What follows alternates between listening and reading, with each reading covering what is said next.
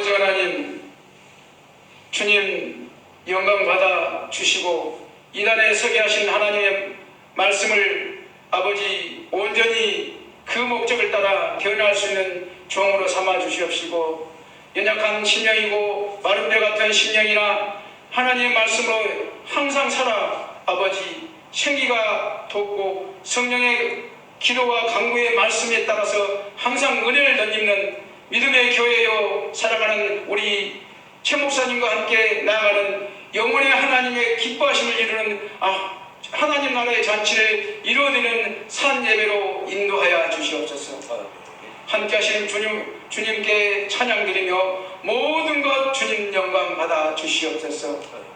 종은 아버지 부족하오니 살아계신 생명의 말씀만 이 역사하실 수 있도록 주님 은혜 베풀어 주시옵소서. 예수님의 이름으로 감사하며 간절히 기원하옵나이다. 아멘. 참 우리 말씀을 상당히 많이 준비했는데 시간이 벌써 30분이니까 좀 짤막하게 증거해야 될 것 같습니다. 목사님은 꼭 이 말씀을 다 아시는 내용이고 또 그럼에도 우리가 조금 더 우리가 오해하고 있었던 부분이 없는가 하면 생각해보는 시간이 되시고, 정말 하나님이 생기를 마른 뼈들을 살아나게 하는 그것이 무엇인가. 사실 에스겔 선지자를 통해서 이스라엘 민족의 정말 죽었던 뼈들이 다시 살아나는 것은 우리 오늘날 영적으로 봤을 때는 모든 사람의 종교 행위로 하는 죽어있는 시체들이 영적으로 눈을 뜨지 못하고 영적으로 살아있는 생기가 없는 영혼들이 진정으로 오늘날 모든 민족이 살아서 하나님 앞에 영혼의 생명을 이루어가는 그런 믿음의 말씀이 되어지고, 주님의 그 예언하신 말씀이 이 땅에 영원한 생명의 삶으로 인도해 주시옵시기를 간절히 그 말씀 속에서 진정한 의미가 무엇인지를 한번 생각해 보면서 나가는 믿음의 시간이 되고, 성삼위 하나님께서 우리의 마음과 내면에 속한 모든 우리의 영을 열어주셔서 영혼의 눈을 뜨게 해주셔서 진정 하나님의 생명의 그 뜻과 순종하며 말씀과 기도와 생명의 성령의 역사가 항상 끊이지 않는 우리들의 삶의 모습이 되고 주님께 영광 드리는 참여 예배자의 모습이 되게 하시기를 예수님의 이름으로, 또 가정과 자녀들과 사랑하는 우리 모든 주의 백성들, 함께하는 모든 관련된 우리 자녀들에게, 또 사랑하는 우리 최 목사님 사모님과 자녀들과 우리 모든 믿음의 백성들과, 또 함께하는 우리 시찰을 통해서 또 총회 노예 우리 대한예수 장로의 합동 총회가 정말 모든 예배가 하나님이 살아있는 마른 뼈가 회복하는 참된 예배가 되게 하시옵시기를 예수님의 이름으로 축원드립니다. 정말 우리가 에스겔 선지자는 눈물의 선지자다, 다들 그런, 어떻게 보면 눈물이 없는 삶이 진정한 삶의 의미가 있을까라고 생각되는 면도 있지만, 그럼에도 불구하고 그 과정을 넘어선 인간의 과정을, 이 땅에 보이는 것이 눈물이냐 기쁨이냐를 떠나서 하나님의 영원한 생명의 그 모습으로 비춰줬느냐 아니냐를 보여주시기 위해서 에스겔 선지자를 통해서 이렇게 직접적으로 성령이 인도하신, 그래서 37절에 이렇게 말씀을 하신 것을 볼 수가 있습니다.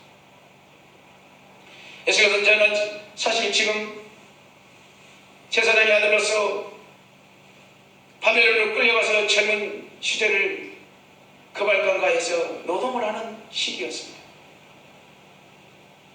한마디로 말해서 오늘날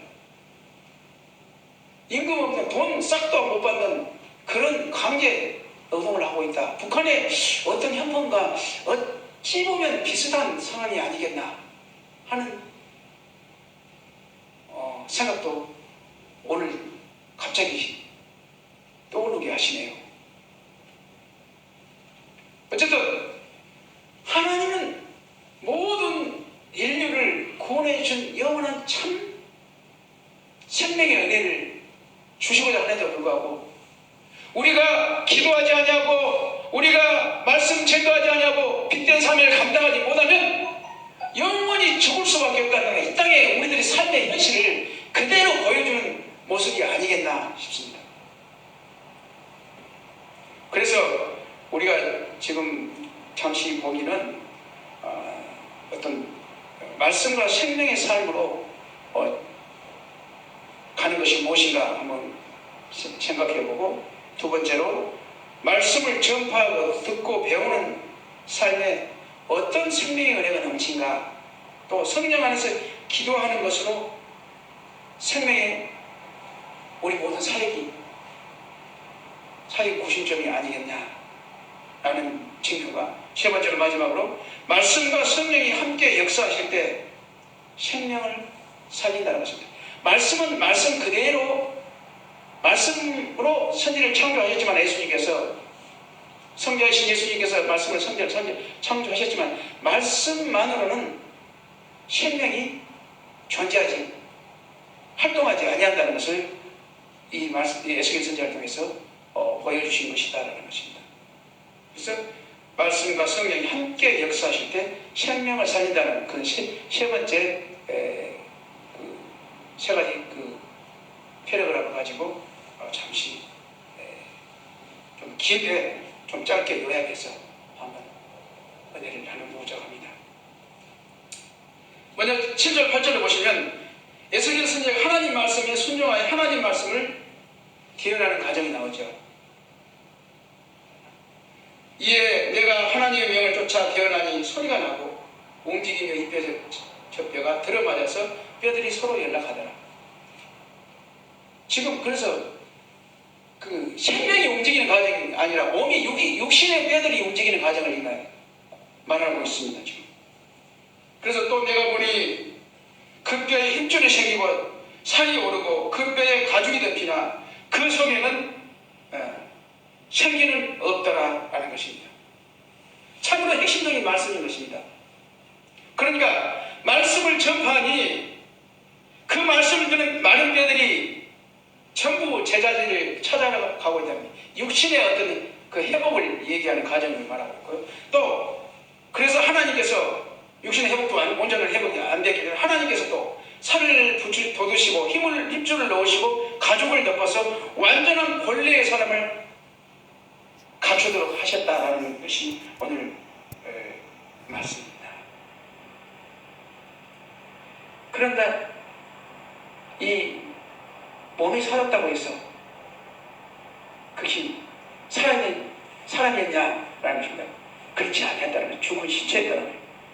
그 수가 수천 수만인지는 알 수가 없으나 우리가 생각해보면 이스라엘 민족이 군대가 그 에스겔 골짜기에서 많은 군인들이 죽은 뼈다귀가 아니었겠냐라는 생각이었는데, 멸망당한 어디 외적에 의해서 대피하는, 왜요? 이스라엘 민족이 죄 때문에 하나님이 대피하게 해주셨잖아요. 너희들 죄악이 많기 때문에 저들의 손을 통해서 너희를 붙여넣어 심판하노라, 이런 그 말씀의 내용을 봤을 때 많은 군인들의 그런 생명이 아니었겠냐 또 생각해 볼 수가 있는데, 마치 이 부분은 오늘날 모든 현대판 하나님을 섬긴다고 하면서 육적으로 섬기는 인간의 종교의 행위자들에게도 마른 뼈에 그냥 죽은 시체와 같은 삶의 모습을 보여주고 있다라고 볼 수가 있습니다. 골짜기의 시체가 질벽에 누워있는 현장을 생생하게 에스겔은 보게 됩니다. 왜 일어나지 않지? 혼자 엄청 궁금했을 겁니다. 하나님의 눈치만 보고 있을 것입니다. 그 궁금한 차에 하나님께서 두 번째로 명령을 하십니다. 이에 하나님의 명령을 따라서 다시 명령을 대언하라 하였더니 명령을 대언하니 성령께 강구하였더니, 기도하고 그 성령께 강구하였더니, 기도와 성령의 강구가 합체했을 때 성령의 능력이 들어가서 그들에게 생명의 삶이, 몸이 온전하게 살아있는 큰 군대가 되었다는 그 내용을 말씀하고 있습니다. 두 단계로 말씀하고 있습니다. 육신의 회복과 생명의 회복을 말씀하고 있음을 볼 수가 있습니다.